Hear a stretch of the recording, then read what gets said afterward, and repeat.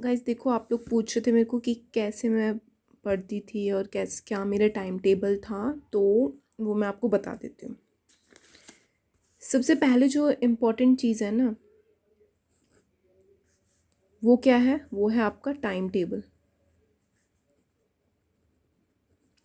ठीक है, सबसे पहले अपना डे स्टार्ट हो रहा है ना, ठीक है, आप दिन में पढ़ते हो या फिर रात में पढ़ते हो, जब भी आप स्टार्ट कर रहे हो, ठीक है, तो सबसे पहले अपना टाइम टेबल बना लो। एक कॉपी पे ना नोट कर लो, जैसे साइड में, कि मुझे आज क्या पढ़ना है। आज मेरे को जीके में ये टॉपिक पढ़ना है, जो भी टॉपिक का नाम है, ठीक है।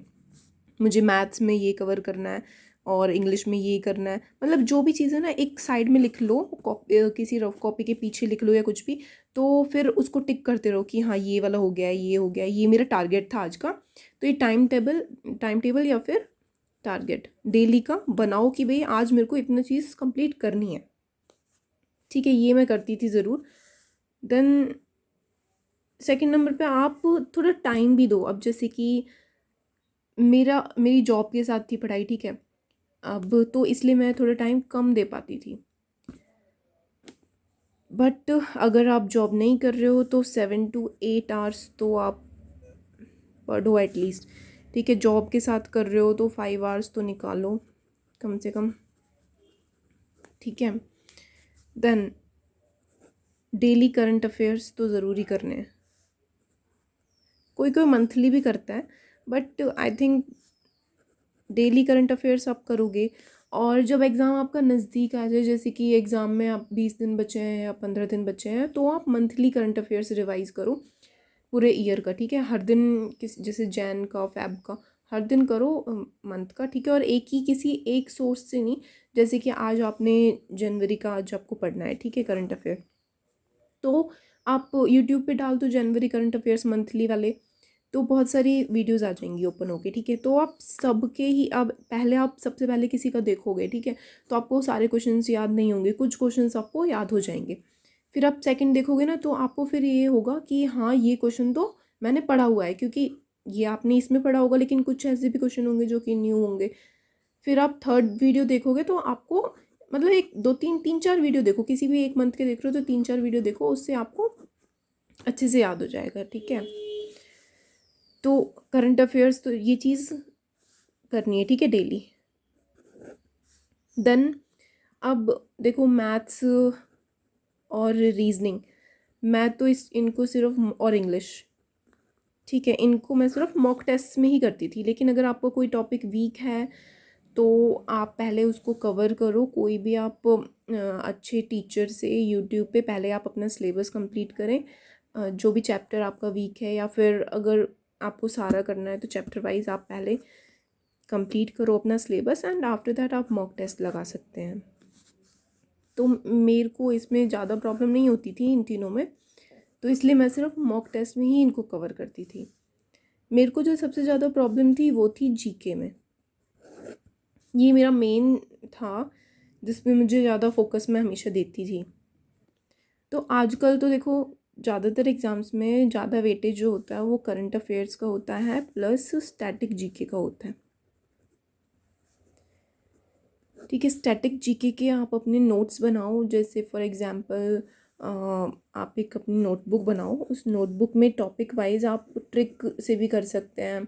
जैसे कि रिवर्स से रिलेटेड हो गया, ठीक है, लेक्स से रिलेटेड, टेम्पल्स, तो इन सब चीज़ों से ना रिलेटेड चीज़ें आती हैं क्वेश्चन में, सॉरी, पेपर में। तो स्टैटिक जीके जो है ये बहुत ही इम्पॉर्टेंट रोल प्ले करता है किसी भी एग्ज़ाम्स में। ये दोनों चीज़ें आजकल तो इन दोनों चीज़ों से ही मैक्सिमम जीके कवर हो रही है। ओके, और स्टैटिक जीके पे फोकस दो, करंट अफेयर पे फोकस दो, और प्लस में आपको, अगर आपका जीके का भी सिलेबस कंप्लीट नहीं है तो वो भी आपको करना पड़ेगा। ठीक है, सारे सब्जेक्ट्स, हिस्ट्री हो गया, ज्योग्राफी, पॉलिटी, ठीक है, ये सारे सब्जेक्ट्स आपको, इकोनॉमिक्स से तो कम ही आता है, तो ये आपको करने पड़ेंगे, साइंस।